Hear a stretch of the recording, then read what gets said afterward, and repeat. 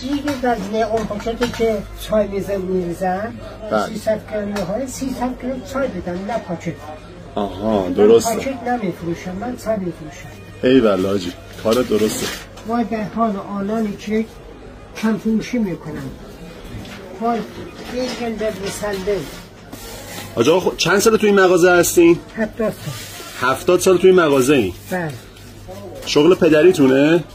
بله. من چه گذاشتم زیر لحد از من میپرسن که آقا چای میخواست چرا پاکت را اول چای به ایشان داده. من کتک میزنم، من دوام ندارم. بزرگان فرمودن که قبل از آنش ماموران خدا از شما حساب بگیره خودتون خدا حساب رس باشید. ایشون پدرتونه؟ الان چند سال اینجا هستین؟ من هر سه دارم از پدرم دارم. ایشان به این کارها را به ما ایشون یاد دادن. 70 سال است که با پدرم اینجا چای فروشی میکنم. 300 گرم شد. بله 300 گرم شد. 280 تومن 200 گرم. بله. 100 گرم هم 140 تومن.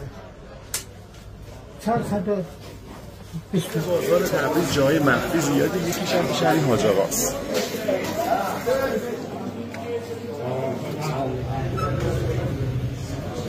زیاد